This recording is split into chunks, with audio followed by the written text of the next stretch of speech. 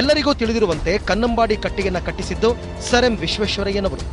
ಆದರೆ ಅಸಲಿ ಸತ್ಯ ಏನಂದ್ರೆ, ವಿಶ್ವೇಶ್ವರಯ್ಯನವರಿಗೂ ಮೊದಲೇ ಇಂಥದ್ದೊಂದು ಅಣೆಕಟ್ಟೆಯನ್ನ ನಿರ್ಮಾಣ ಮಾಡಬೇಕು ಅಂತ ಕನಸು ಕಂಡವ ಟಿಪ್ಪು ಸುಲ್ತಾನ. ಈ ಅಣೆಕಟ್ಟೆಯನ್ನ ನಿರ್ಮಿಸಲು ಆತ ಬಹಳವೇ ಪ್ರಯತ್ನಿಸಿದ. ಇದನ್ನ ಸಾಕಾರಗೊಳಿಸಲು ತಾನು ಬದುಕಿರುವವರೆಗೂ ಹಲವು ರೀತಿಗಳಲ್ಲಿ ಯತ್ನಿಸಿ ಸೋತಿದ್ದ. ಆದರೆ ಆ ನಂತರದಲ್ಲಿ ಟಿಪ್ಪುವಿನ ಕನಸು ಈಡೇರಿಸಿದ್ದ ಮೈಸೂರು ಒಡೆಯರಾಗಿದ್ದ ನಾಲ್ವಡಿ ಕೃಷ್ಣರಾಜರ ಮೂಲಕ. ಅದು ಕೇವಲ ಜವಾಬ್ದಾರಿಯಾಗಿರದೆ ನಾಲ್ವಡಿ ಕೃಷ್ಣರಾಜ ಒಡೆಯರ್ ಹೆಬ್ಬಯಕೆಯೂ ಆಗಿತ್ತು.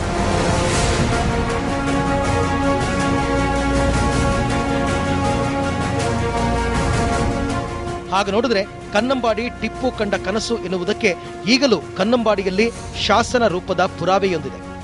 1911 ಅಕ್ಟೋಬರ್ ನವೆಂಬರ್ ತಿಂಗಳಲ್ಲಿ ಶಿಲಾನ್ಯಾಸ ಮಾಡ್ತಾರೆ.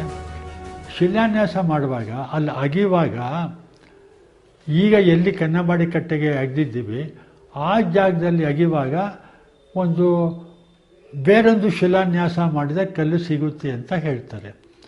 ಅದು ಟಿಪ್ಪು ಸುಲ್ತಾನು ಅದೇ ಜಾಗದಲ್ಲಿ ಕಾರವೇರಿಗೆ ಒಂದು ಅಣೆಕಟ್ಟನ್ನು ಕಟ್ಟುವ ಯೋಜನೆಯನ್ನು ಮಾಡಿದ್ದ. ಅದಕ್ಕೆ ಅವನು ಶಿಲಾನ್ಯಾಸ ಮಾಡಿದ್ದ ಅಂತ ಹೇಳ್ತಾರೆ. 1911ರಲ್ಲಿ ಅದು ಸಿಗುತ್ತೆ.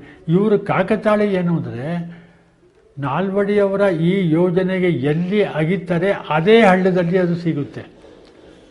ಅವನು 1794ರಲ್ಲಿ ಟಿಪ್ಪು ಶಿಲಾನ್ಯಾಸ ಮಾಡಿದ್ದ ಅನ್ನುವಂಥ ಕಲ್ಲು ಪರ್ಷಿಯನ್ ಭಾಷೆಯಲ್ಲಿ ಸಿಗುತ್ತೆ.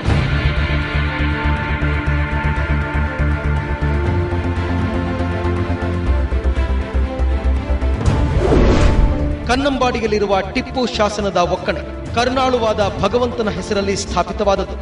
ಪೈಗಂಬರ್ ಮಹಮ್ಮದರ ಜನ್ಮದಿನದಿಂದ ಪ್ರಾರಂಭವಾದ ಸಾರಮಾನ ಶಕಿಯ 1221ನೆಯ ತೇದಿಯಾದ ಸೋಮವಾರ ಶುಭ ದಿವಸ ಸೂರ್ಯೋದಯ ಪೂರ್ವ ಅರುಣೋದಯ ಕಾಲದಲ್ಲಿ ಶುಕ್ರಗ್ರಹ ಬಲಯುಕ್ತವಾದ ವೃಷಭ ಲಗ್ನದಲ್ಲಿ ಭಗವಂತನ ಛಾಯಾ ಸ್ವರೂಪರಾದ ಹಜರತ್ ಟಿಪ್ಪು ಸುಲ್ತಾನರಾದ ನಾವು ಭಗವಂತನ ದಯೆಯಿಂದ ಖಲೀಫ ಪದವಿಯಲ್ಲಿದ್ದು ಜಗತ್ತಿಗೆ ಸಾರ್ವಭೌಮರಾದ ಪೈಗಂಬರ್ ಮಹಮ್ಮದರ ಪ್ರೇರಣಾದಾಯಕರಾದ ವೈಸರಾಯರ ಸಹಕಾರದಿಂದ ರಾಜಧಾನಿಯ ಪಶ್ಚಿಮ ದಿಕ್ಕಿನಲ್ಲಿ ಕಾವೇರಿಗೆ ಅಡ್ಡಲಾಗಿ ಅಣೆಕಟ್ಟೆಯನ್ನ ಕಟ್ಟಲು ಶಂಕುಸ್ಥಾಪನೆ ಮಾಡುತ್ತಿದ್ದೇವೆ. ಇಲ್ಲಿ ಕಟ್ಟಿರುವ ಅಣೆಕಟ್ಟೆಯು ಭಗವಂತನ ದಯೆಯಿಂದ ಆಗಿರುವುದು. ನಮ್ಮಿಂದ ಶಾಶ್ವತವಾಗಿ ಕೊಡಲ್ಪಟ್ಟಿರುವ ಈ ಕೊಡುಗೆಗೆ ಯಾರಾದರೂ ಶಿಷ್ಟಾಚಾರ ಮೀರಿ ನಡೆದರೆ ಅಂಥವನು ಮನುಷ್ಯ ಕುಲಕ್ಕೆ ಅನರ್ಹನು, ಸೈತಾನನು, ರೈತರಿಗೆ ಮಾತ್ರವಲ್ಲ ಅಖಿಲ ಜಗತ್ತಿಗೂ ದ್ರೋಹ ಬಗೆದವನು ಎಂದು ಭಾವಿಸಲ್ಪಡುವನು.